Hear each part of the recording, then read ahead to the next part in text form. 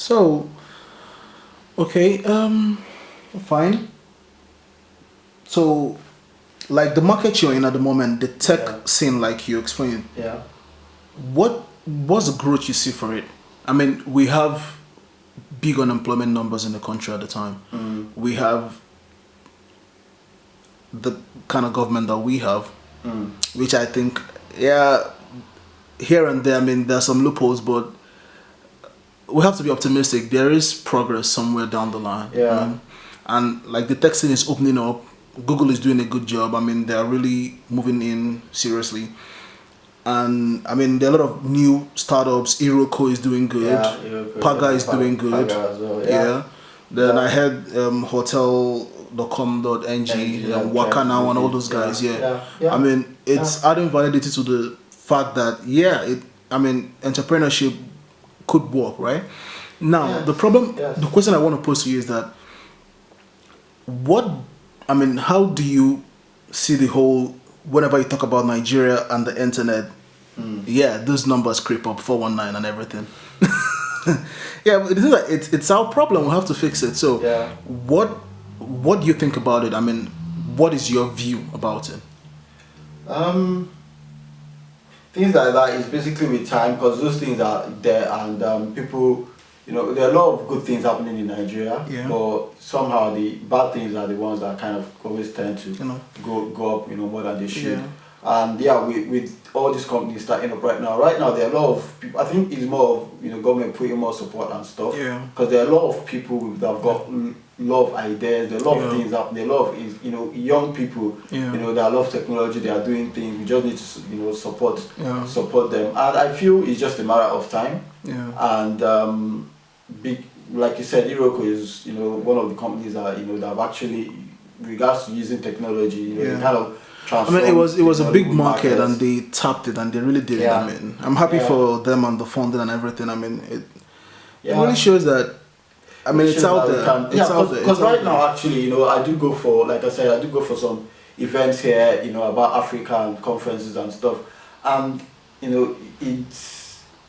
I think it's that stage where a lot of people are kind of like seeing Africa as the next frontier. Yeah. Because people are interested in what. Yeah, but the numbers. the numbers are good. I mean, it's a young population.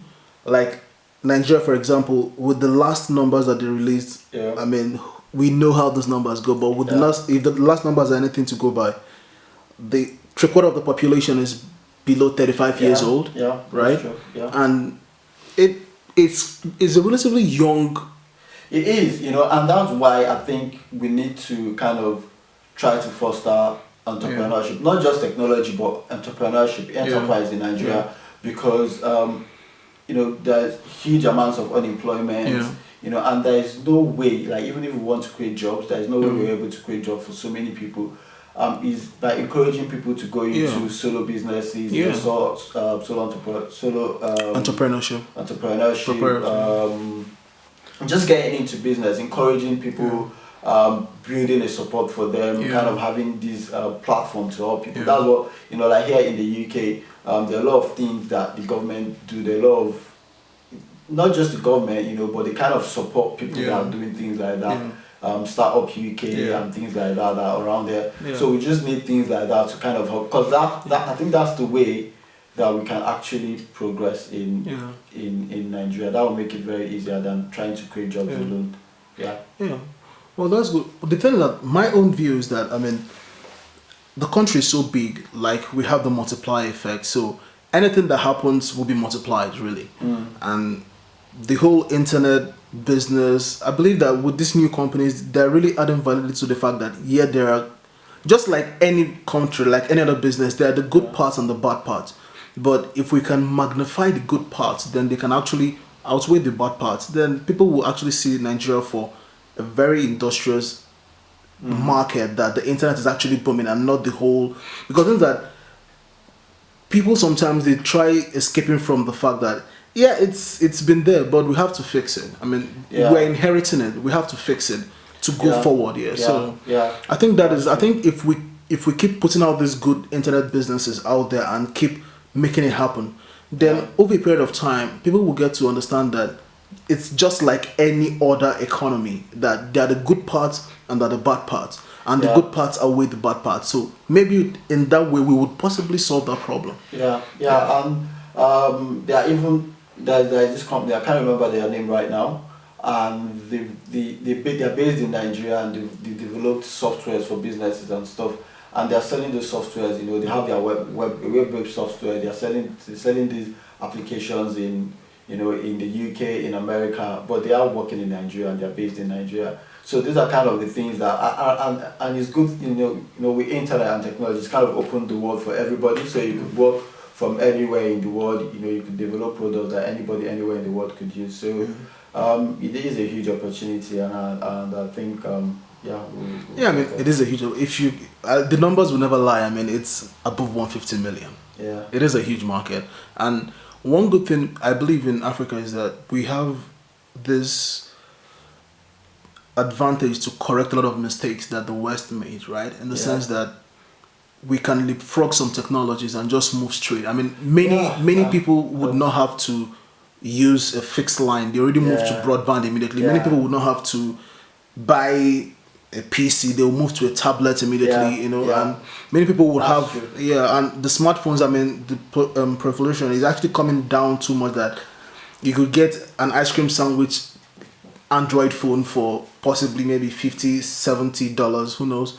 So I think there's really, I mean, if we get it right, we really could fix a lot of things. That's true. And we're leapfrogging technology, and one of the things I kind of noticed, I think some of the mistakes people make at times is when people kind of want to take some technological solutions here, in the development, and just in the UK drop it, and just drop it. It wouldn't work. It doesn't work. And not really understanding how people are going to use it, because it's not just about the technology; it's about people. That's why, for example, one of the areas we're looking at right now is mobile technologies and stuff. And you see you see people that have developed solutions, because mobile, for example, that's where you kind of see developing solutions. So developing solutions that actually help people, because if you look at what people use, for example, there might be businesses that you build, but you're not leveraging what people use. For example, everybody has mobile phones. SMS is something that is available to everybody, most people, even in Nigeria. But for example, mobile, if they have smartphones, not everybody has smartphones. Nobody has access to internet, but almost everybody has access to SMS, and that is the low-end technology that is available to people. But then, how can the questions we can ask is, we ask ourselves, as people trying to develop solutions.